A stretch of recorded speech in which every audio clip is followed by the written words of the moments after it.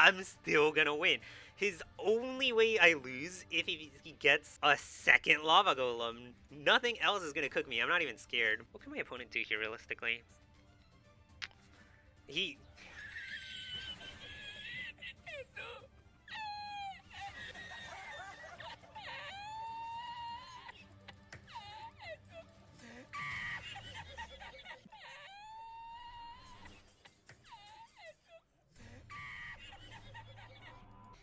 Hello, YouTube, and welcome to the first episode of my new series. This is going to be the Pimp My Deck series, or if I change the name because that's extremely dumb to something else, then it's going to be called that. But basically, what I'm going to do in this series, I'm going to take your guys' favorite archetypes that you leave in the comments down below, and I'm going to make the most competitively viable version of them, or if it's a very not good archetype, I'm going to make a very consistent but fun version of it. And I'm just going to be helping out with the deck building aspect as opposed to my other series where it focuses on teaching you how to play. This is going to be just me having fun playing the deck, but going over more specifically the deck building aspect and how to make a very strong variant of it. Now, since right now I don't have a lot of communication with my subscribers because I just started YouTube seriously about 2 weeks ago, I'm going to start with my 3 favorite YouTubers' decks to kick off this series, and that's going to be Seereax, Dotto, and Rhymestyle. Amazing channels, very funny videos. They've been playing a lot of Master Duel, but the sweaty nerd inside of me cries a little bit every time I see them play the game because their deck building is atrocious and they don't read their cards. Again, this doesn't matter at all. Yu-Gi-Oh! Is all about having fun, and that's why I enjoy watching them so much, but the nerd inside me really wants to make these deck goods because that's what I love doing. So kicking it off, we're gonna start with Seereax's Egyptian God Turbo deck, and we went all in on the anime aspect, on the cartoon aspect, and focused on what Yugi did in the show using the classic Arcana Knights. We're going to be bringing them out and bringing out Egyptian gods fast, and after this we're going to go ahead and cover Dotto's Toon deck for the next episode, and then Rhymestyle's Blue Eyes deck. But again, if you have any deck you want to see, tell me down below and I will cover it. Get in early, I guess, because I don't think many people are going to tell me to do an archetype. Anyways, I'm going to get right into the card by card, and again, timestamps down below if you want to fast forward. So, starting off this deck, we do need to run a lot of bricks in this deck, but the nice thing about this deck is that it's extremely consistent. Even through drawing a ton of bricks, the starters are so easy to get into that you can almost always combo off despite drawing them. That's why we go all in on just accepting the fact that we're going to draw bricks, and we don't try to get lucky and not draw them, because I'm not that lucky. And we just go for a very strong, consistent version with all those bricks that we can run.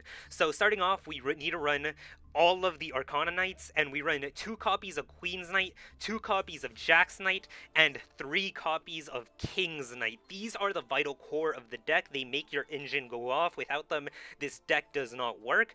The reason we run 3 copies of King's Knight is because he's the only one that isn't as bricky as the other 2, as he is an actual effect monster and not a vanilla. And you'll get, if you normal summon him with a Queen's Knight on field, his effect will still go off.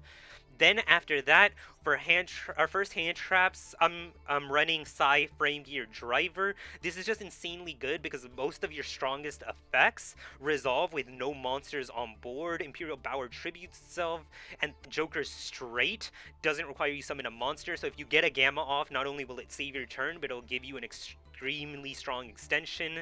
Then we run 2 level 1 warrior monsters. Again, all inning on the bricks. We run 2 level 1 warriors because this prevents his sold from bricking. I would not lower this ratio. We run 1 Reynod and 1 Fireflint Lady, as you'll see that combo in the actual gameplay. Then we run 2 copies of Max C. I never believe in running less than 3 copies of a hand trap in a competitive meta deck. If you're going to run a hand trap, you should commit to all 3, but in rogue decks, it is fine to run 2 copies because sometimes you just need to be able to stop your opponent. And since Maxi draws you card, you want to see different name hand traps since you can't afford to run too many. Then we have the 2 copies of Ash Blossom, along with the 2 copies of the Gamma that I mentioned earlier. Because again, Maxi's going to help you draw cards, and you need to run hand traps or you're not going to stand a chance against any real deck. Then We have 3 copies of Imperial Bower. Hilarious that this is a Seereax archetype and there's a card called Imperial Bower, but this card's insanely strong. It's basically a rescue rabbit for the archetype where it lets you tribute itself. Again, it's not going to be on the field when this effect resolves, and then you could special summon 2 monsters, which is just full assault combo. Then we have 3 copies of Joker's Knight. This is our first engine piece, along with 2 others I'll cover later. These cards, once they go to the graveyard, they recur and during the end phase they get added back to your hand while shuffling back those Arcana Knights into the deck, and it's why this deck has an insane grind game and can really hit hard the longer the game lasts. Then we're running the coup de grace of the deck, the star attractions, the Egyptian gods. It's so easy to bring them out in this deck. We're running a copy of Slifer and a copy of Ra. You could also choose to run a copy of Obelisk, but I opted out of it to run Arcana Triumph Joker, as she is also the deck's boss monster for this archetype. And honestly, she is just better than the Egyptian gods. The Egyptian gods are pretty bad, but they're a lot of fun to bring out. But again, if you love Obelisk, feel free to replace any of these gods, or specifically Arcana Triumph Joker for it. But again, she's just a really good removal. She's good for dealing with floodgates. If they hit you with like a Macrocosmos or an Imperial Order, she can just discard a card and destroy it if it's the same typing, and you run every typing in this deck. And again, remember, Joker's Knight and 1 spell and 1 trap are always going to be in your hand because they add back during the end phase, so she's always going to be live. Then we run 1 copy of Sphere Mode because we can cheat out the Egyptian gods really easy in this deck, and that includes Sphere Mode, and there's nothing as amazing as hitting your opponent during their turn with a Sphere Mode. They never see it coming, and it's insanely powerful. Then we run 1 copy of Reinforcement of the Army. Rhoda's really good because it just searches out that Imperial Bower to get that combo off. 1 copy of Unexpected Die. This is just a way to free summon the Queen's Knight. That way, if you draw King's Knight, because again, we run 3 copies, you could normal summon him after using the Unexpected Die, and you get the effect off for free to summon off all 3, and you don't even need to use Joker Straight to do it. Then we run Joker Straight, which is another one of the 3 main engine cards along with Joker's Knight. This is going to allow you to summon out all 3 of your Arcana Knights super easily, and it's going to be adding itself back during the end phase. It is the blood and soul of this deck, and it's an insanely strong card. Then we run 1 copy of Living Fossil. Again, this is all leaning on the bricks. This makes it so if you draw one of the level 1 warriors that I mentioned earlier, Reynard or Fireflint Lady, the sold combo still works. Then we run Durandal, again, for the combo. We run 1 copy of Double or Nothing. I'm going to be completely honest, the Egyptian gods are really cool, but Double or Nothing is the main win condition in this deck. You can easily win without it, but against meta decks, this is going to be 90% of your wins, and it always cheeses out wins against meta decks in a way that they don't see coming because of how easy it is to get this out. Just remember though, if you draw this card, you can no longer summon Utopia Double because he needs to draw Double or Nothing from the deck. You could still summon it, it just won't go off in its full effect, so be wary of drawing this card. It is the biggest brick in the deck. 3 copies of Thunderspeed Summon. This is how we cheese out the Egyptian gods in this deck. This card is absolutely bonkers. It's really fun, it's really consistent, it lets you sphere mode your opponent on their turn as long as you control all 3 of the Arcana Knights. Then Joker's Wild, the last recurring card that adds itself back during the end phase. This card just lets you play Joker straight from the deck, or Thunderspeed Summon if you currently control all copies of the Arcana Knights. Then for the extra deck, we are running 1 copy of Omega, just because we're running the Gamma hand trap line. It's really a win more card, but it's really strong, and I think it's worth running in this deck. 1 copy of number 39, because it combos with Utopia Double for OTKing decks. If they leave a monster in attack position with 2,000 or less HP, this is just a turn 2 OTK, because this will hit for 10,000 as long as you don't draw the Double or Nothing. 1 number 41 Baguska, because I love this boy and his pillows instead of his beer bottles in the censored version, but just for playing defensive, if you almost never go into this card. 1 copy of Pallades, again, one of the best extra deck monsters in this deck. This just is really strong removal. Just be sure when you make him to always detach the Joker's Knight first, because you want it in the graveyard. But again, just strong removal against things that can't be destroyed. 1 Wind-Up's Arsenal. By the way, Pallades and Utopia are the main extra deck monsters, because when you use Joker straight, you will lock yourself into just summoning lights. So they're not only the strongest, but really easy to bring out. Wind Up Arsenal, not a light sadly, but it's really easy to bring him out, and he could pop back row. Just be careful because they need to have 2 face down cards for this to work. It won't work if they only have one. One Utopia the Lightning. This card isn't necessary in the deck. I prefer another Isolde, but again, it's just handy in case you want to overlay over Utopia.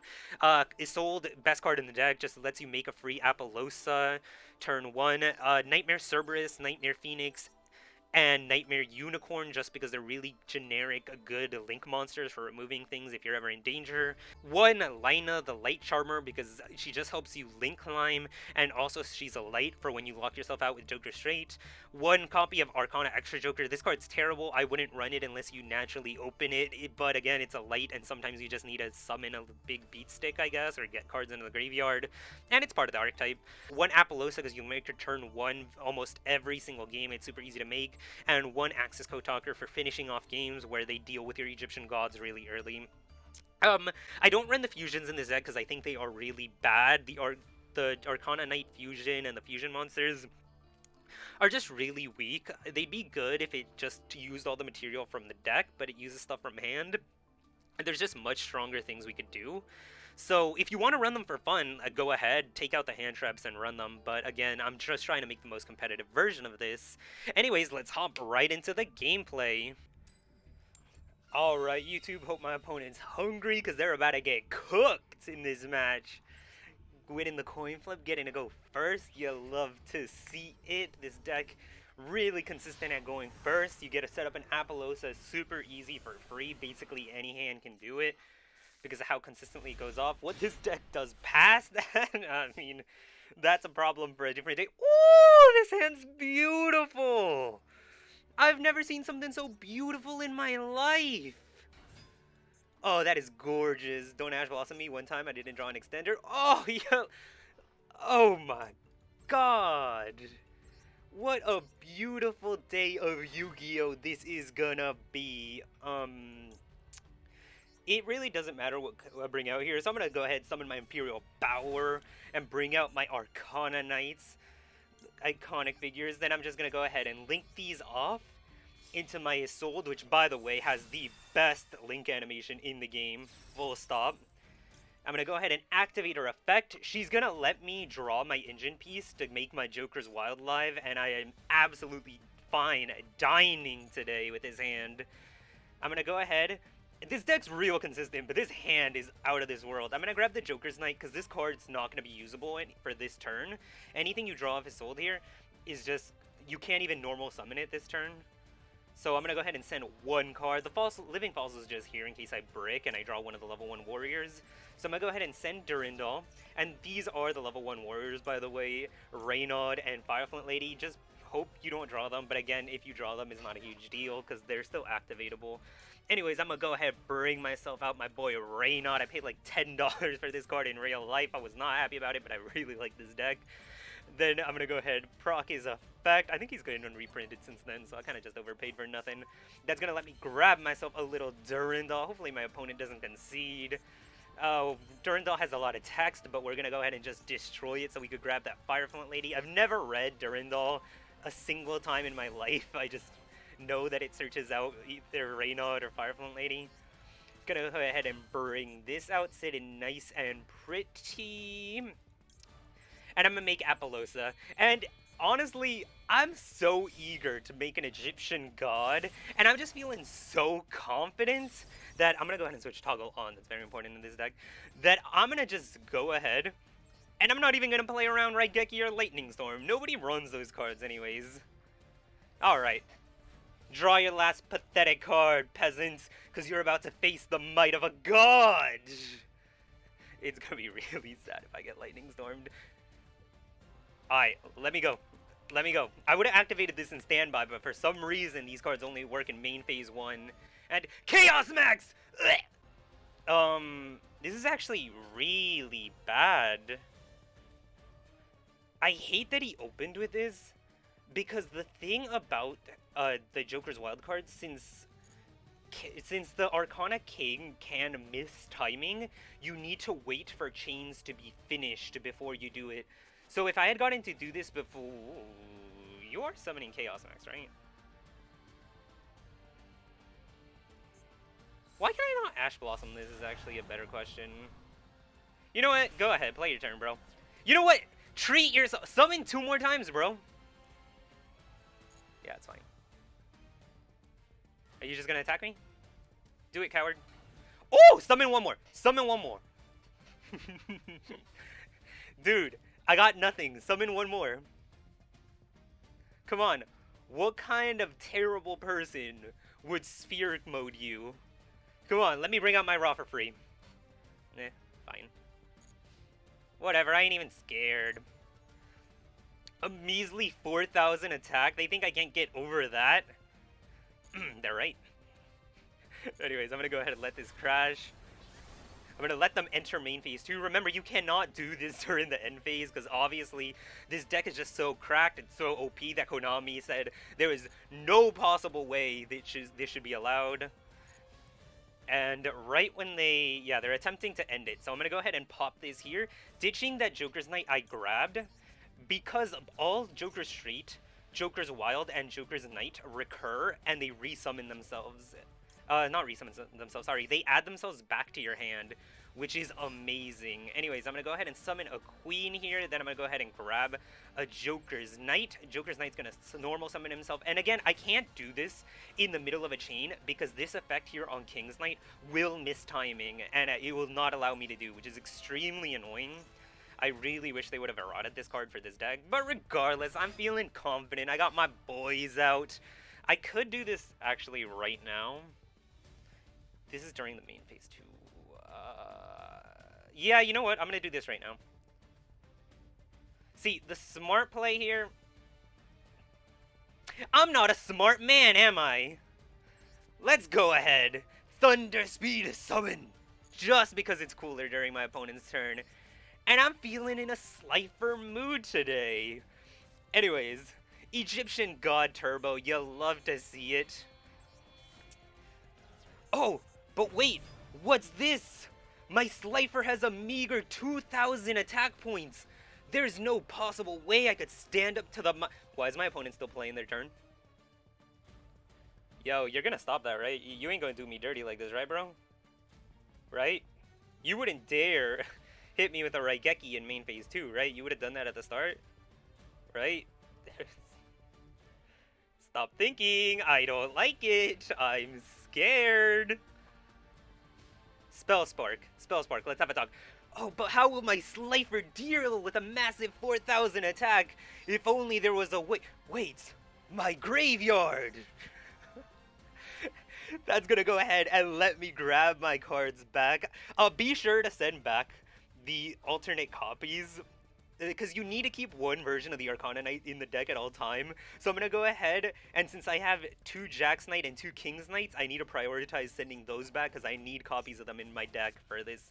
Every single unique name needs to be in the deck for this. Whoa, 3,000 attack! I'm almost a match for Slifer! I'm going to hate this when I'm editing this video. I'm going to sound so stupid. 4,000! But sadly, Blue Eyes, you're no match for a god! There is a point of contention to send back the King's Knight here, but I'm gonna go ahead and send back the Queen's Knight. 5,000 attack, but I'm not done yet. Duda! Ooh! Is that Ron Lassie in there? So there is a smart line of play here, and there's a very stupid line of play here. But Mama didn't raise no G.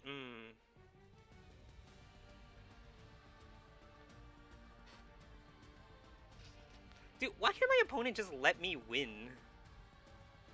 So if I Joker straight here, it's gonna lock me out into lights. I don't have a way to normal summon. So I'm gonna go ahead and use this Joker straight, and this is why we sent everything back. No, my Slifer's attack! I forgot about this. Maybe I should have done this later. Oh, I definitely should have done this later. This is a little embarrassing. Oh boy. Am I blushing? This is fine. This is just the way to clear the most damage off board. So I'm going to go ahead and bring out Kings, and I put him right next to the Queen, you know, so they don't get lonely. Then I'm going to go ahead and proc his effect, bring out that last copy. And now I can Thunder Speed summon, but I have to read because I have never read a Blue Eyes card in my life. You could ritual summon this. Your opponent cannot target this card with card effects. It also not be destroyed. Okay, so that can't be destroyed by card effects. I actually do need to attack over it. So it looks like I'll be saving my Thunder Speed summon. Fine. I don't want to have fun anyways. Anyways, I'm going to go ahead and use these two right here. Bring out Utopia Double, which totally isn't what you're going to use to win 90% of games with this deck. That would be dumb. Anyways, detaching the Queen, because again, I run 3 copies of King, so it's just a lot safer to bring her out. Double or nothing. I could double or nothing Slifer. That would be really dumb, though. But I could. Anyways, remember if you activate Thunder Speed Summon, by the way, just by the by, when you don't have all 3 of the Arcana Knights on field, it's just going to allow you to Tribute Summon. You're not going to also draw the card, so maybe don't do that. Anyways, do I feel like letting my opponent live another turn? Yeah, you know what?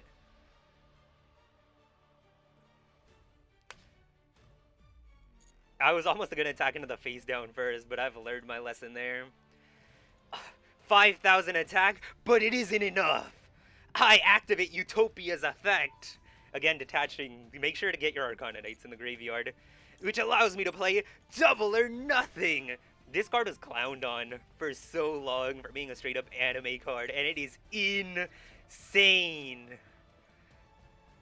Don't mind me. I'm just gonna go right over your Chaos Max Dragon if you don't mind. Ooh. You know, Jax Knight, get in there. Find out what that is. Oh, a stone?